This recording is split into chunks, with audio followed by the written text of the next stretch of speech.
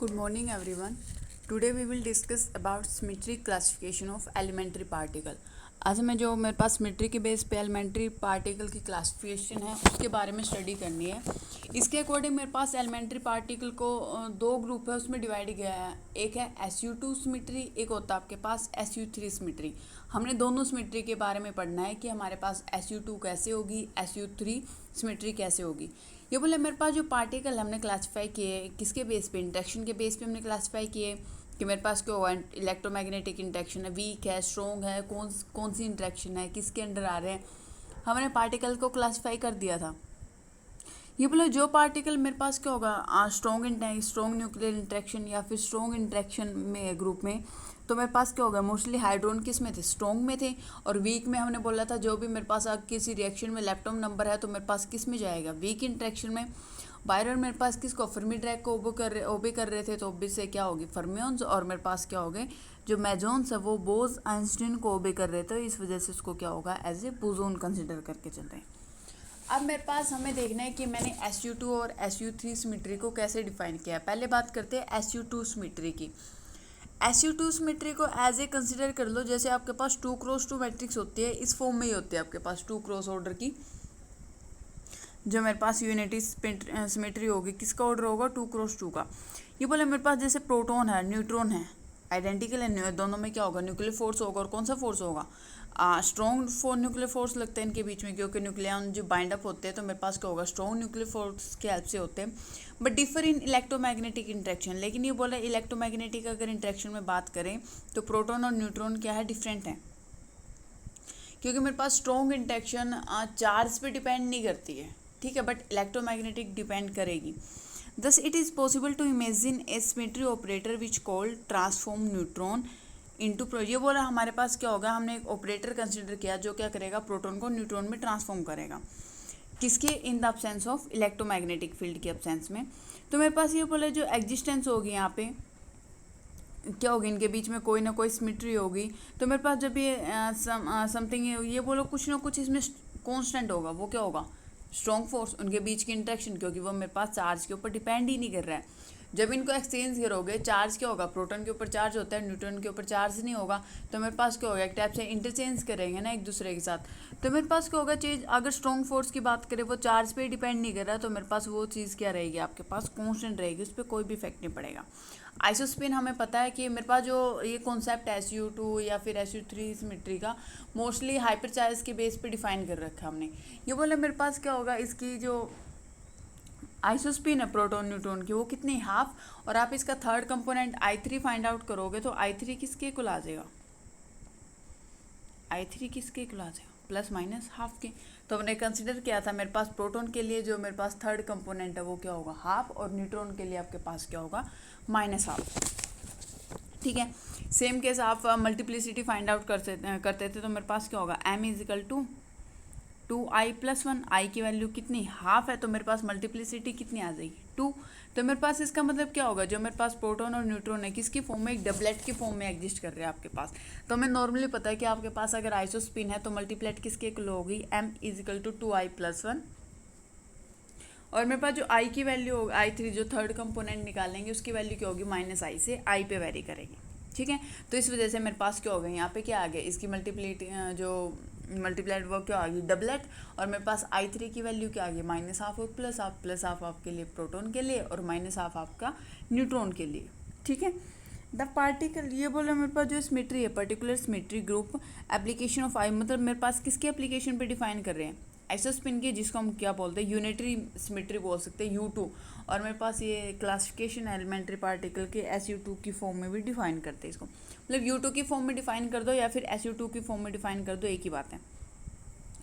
अभी बोला हमें क्या करना है, ये बोले जो मेरे पास ये मल्टीप्लिसिटीज़ हैं, आइसोस्पिन है, जो थर्ड कंपोनेंट आया, हमें क्या करना है, ये एक डायग्राम की हेल्प से शो करना है, ग्राफिकल रिप्रेजेंटेशन देनी है, जिसको आप क्या बोलोगे, वे डायग्राम बोलोगे, ठीक है।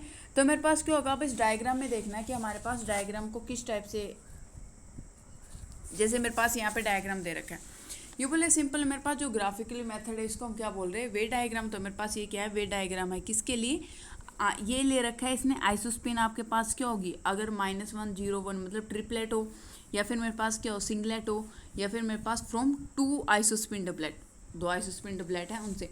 तो बोले यहाँ पे क्या होगा, जो डायग्राम है इसमें हमें नीचे वाली ये लाइन है दिस वन, ये शो कर रही है आपके पास 2 कंपोनेंट आइसोस्पिन के कि +½ और -½ तो हमने क्या कर दिया 0, बीच में मिड में क्या होगा 0, +½ राइट हैंड साइड और ये क्या होगा आपके पास -½ We taken superimpose on this second doublet in such a way that center of symmetry former is made coincide with position of 2 component। ये बोला हमने क्या किया है कि इस फॉर्म में ले लिया कि मेरे पास क्या कर रहे हैं ये जो सेंटर ऑफ सिमेट्री ये दोनों क्या कर रहे हैं, मतलब एक सुपरिम्पोज किया हमने इसके ऊपर एक सेकंड जो डबलेट है, ये एक डबलेट तो ये होगी, एक और डबलेट ली जो मैंने क्या कर दिया इसको सुपरिम्पोज कर दिया इस फॉर्म में कि सेंटर पे तो 0 होगा ना, तो +½ और -½ लोगे तब भी वो 0 होगा। तो मेरे पास ये सेंटर क्या होगा, मेरे पास क्या है 0, कि मेरे पास +½ लिया और -½ लिया तब भी मेरे पास क्या है सेंटर 0 की फॉर्म में डिफाइन करेगा आपका। तो मैंने क्या कर दिया एक सेकंड डबलेट इस पे क्या कर दिया सुपरिम्पोज कर दिया। अब ये बोले जो मेरे पास टॉप मोस्ट लाइन है I3 की, इस लाइन में क्या शो करेंगे I3 कंपोनेंट क्या होगा मेरे पास, वैसे वैल्यू क्या +−½ यही है ना, 2 बार +½ है इस लाइन पे, देखिए सेकंड वाले पे 2 बार +½ और 2 बार क्या -½ अगर हम इनको कंबाइन करेंगे, इनका भी सुपरिम्पोज करें या फिर कम्बिनेशन देखिए तो मेरे पास क्या मिलेगी वैल्यू -1, 0 और 1 और एक क्या मिल जाएगी 0। अब सिंपल 0 की बात करें तो हमें पता है किसकी कौन सी स्टेट होती है सिंगलेट, और -1 0 1 किसको डिफाइन करता है आपका ट्रिपलेट को। तो मेरे पास अगर सिंबॉलिकल अगर रिप्रेजेंटेशन देनी है SU2 सिमेट्री की फॉर्म में तो मेरे पास क्या होगा, ये बोला 2 × 2 मतलब डबलेट को डबलेट पे क्या किया आपने इम्पोज किया, तो मेरे पास क्या मिला 3 + 1, तो एक ट्रिपलेट मिली एक क्या मिली सिंगलेट मिली। ये मेरे पास एक टाइप से सिंबॉलिकल रिप्रेजेंटेशन है 2 × 2 = 3 + 1 इस फॉर्म में, ये सिंबल की फॉर्म में डिफाइन कर। 2 × 2 का मतलब है कि आपके पास क्या होगा, हमने 4 स्पिन लिए प्लस आप वही सुप्रीमपोज 2 लेके चले थे ना, उनको सुप्रीमपोज किया था +½ 2 बार और -½ भी क्या हो गए 2 बार, या फिर +−½ ऐसे बोल सकते हो। ये बोले उसे हमें सुपरिम्पोज करने के बाद न्यू स्पिन मिली जो मेरे पास क्या -1 0 1 और 0, एक मेरे पास क्या हो गया ट्रिपलेट स्टेट मिली एक सिंगलेट, तो मेरे पास 3 को हमने ट्रिपलेट से डिफाइन कर रखा है, 1 को सिंगलेट से, और मेरे पास क्या दोनों मिली तो मेरे पास क्या हो गया प्लस की फॉर्म में डिफाइन कर रखा है। ये इसका सिंबॉलिक रिप्रेजेंटेशन है, कैसे डिफाइन किया, ये मेरे पास 2 × 2 में है तो इस वजह से लाइन की फॉर्म में चल रहा है आपके पास। जब 3 के SU2 सिमेट्री की बात आएगी उसमें मेरे पास अलग अलग स्ट्रक्चर आएंगे इनकी। ये बोला मेरे पास जो पार्टिकल्स हैं आइसोस्पिन के मल्टीप्लेट के, मेरे पास क्या होगा सारे स्ट्रॉन्ग न्यूक्लियर फोर्स से क्या होंगे बिलोंग करेंगे। वहाँ पे क्या होगा, अगर मेरे पास presence of electromagnetic interaction break the symmetry, ये बोला अगर इलेक्ट्रोमैग्नेटिक इंट्रैक्शन है तो वहाँ पे सिमेट्री क्या हो जाएगी ब्रेक हो जाएगी, क्योंकि वहाँ पे प्रोटॉन और न्यूट्रॉन एक्सचेंज होने का कोई मतलब नहीं है, क्योंकि प्रोटॉन न्यूट्रॉन एक्सचेंज हो रहे तो उस टाइम पे मेरे पास एक चीज़ कॉन्स्टेंट थी जिसको हम स्ट्रॉन्ग फोर्स लेके चल रहे थे। सो द कंस्टिट्यूएंट पार्टिकल है, ये बोला मेरे पास जो कंस्टिट्यूएंट पार्टिकल होंगे उनके क्या होंगे आपके पास अलग अलग मास होंगे, डिफरेंट क्या होंगे आपके पास मासेज होंगे। अगर कोई एग्जांपल कंसिडर करके देखे, जैसे मेरे पास प्रोटॉन और न्यूट्रॉन है, मेरे पास हमने इसका एग्जांपल कंसिडर किया, मेरे पास क्या न्यूक्लियॉन्स है और किसको शो कर रहा है डबलेट को। ये बोला मेरे पास दो एक दूसरे से क्या है स्लाइटली डिफरेंट है, क्योंकि प्रोटॉन के ऊपर क्या चार्ज है बट न्यूट्रॉन के ऊपर आपके पास कोई भी चार्ज नहीं है। सेम केस अगर मैं और कोई एग्जांपल कंसीडर करना चाहूँ तो मेरे पास क्या होगा, आपके पास एग्जांपल का आएगा कि मैंने क्या ले लिया पायन्स ले लिए, तो पायन्स भी क्या होगी स्लाइटली डिफरेंट है सिमेट्री, लेकिन मेरे पास ब्रेकिंग किससे ब्रेक हो जाएगी इलेक्ट्रोमैग्नेटिक इंटरेक्शन से सिमेट्री क्या होगी इसकी भी ब्रेक हो जाएगी। तो मेरे पास इसने अगर यहाँ पे ये बोला अगर स्पिन ऑर्बिट इंटरेक्शन की बात करें जैसे स्प्लिटिंग हो रही है एनर्जी लेवल की, तो आपके पास क्या होगा वही सेम केस जैसे एटॉमिक में आता था आपके पास, अगर मेरे पास एल की वैल्यू एस से ग्रेटर है तो आपके पास नंबर ऑफ जो लेवल होंगे स्प्लिटिंग लेवल होंगे वो कितने आएंगे 2s+1। अगर एल स्मॉल है तो आपके पास क्या आएंगे 2s+, मतलब जो भी आपके पास ग्रेटर होगा उससे अपोजिट वाला मतलब स्मॉल वाला लेके चलना है। जैसे मेरे पास एस क्या स्मॉल है ना यहाँ पे तो 2s+1, यहाँ पे एल स्मॉल है तो 2l+1 नंबर ऑफ लेवल। अगर दोनों इक्वल है तो दोनों से मेरे पास क्या आएगी एल और एस इक्वल है तो लेवल मेरे पास जो ओरिएंटेशन है स्प्लिटिंग लेवल है वो दोनों से क्या करेंगे इक्वल ही शो करेंगे। तो मेरे पास यहाँ पे क्या यहाँ पे ये बोले स्प्लिटिंग किसकी वजह से ब्रेक होगी एलएस, जो मेरे पास इंटरेक्शन एनर्जी जो इनके बीच में फोर्स अप्लाई हो रहा है इसकी वजह से यहाँ पे क्या हो जाएगी सिमेट्री ब्रेक हो जाएगी। In this symmetry is breaking due to electromagnetic, मतलब जो भी मेरे पास इनके बीच में क्या हो रही है इंटरेक्शन हो रही है। ये बोले अगर मेरे पास क्या है जो सिमेट्री मतलब एडजेक्ट है आइसोस्पिन क्या होगी एक स्ट्रिक्टली कंजर्व है, जैसे स्ट्रॉन्ग इंटरेक्शन में आइसोस्पिन आपकी कंजर्व होती है ठीक है। ये बोले अगर मेरे पास ये कंजर्व है तो component of multiplies it differ in charge and I3। ये बोला मेरे पास ओबियस है जो कंपोनेंट है मल्टीप्लाइड के चार्ज, मेरे पास जैसे I की वैल्यू हाफ आती है तो मेरे पास I3 की value plus half minus half charge से डिफर करते हैं, वैल्यू तो क्या होती है आपके पास same. The SU2 symmetry violated by electromagnetic interaction for conservation of isospin is not applicable। ये बोला मेरे पास क्या होगा इस टाइम SU2 जो सिमिट्री है वो क्या होगी, इलेक्ट्रोमैग्नेटिक इंटरेक्शन की वजह से क्या कर देगी, वोलेट कर देगी, क्योंकि आप चार्ज का कॉन्सेप्ट इंट्रोड्यूस करके नहीं चल सकते हो इसके अंदर। हमें एक रिमेन कॉन्स्टेंट चीज़ चाहिए जो मेरे पास हर जगह सेम है, तो वही क्या करेगी वहाँ पे सिमिट्री क्रिएट करेगी। अगर आपके पास चार्ज का कॉन्सेप्ट आ रहा है, मेरे पास इलेक्ट्रोमैग्नेटिक इंटरेक्शन आ रही है, तो मेरे पास क्या हो जाएगी वहाँ पे वो ब्रेक हो जाएगी।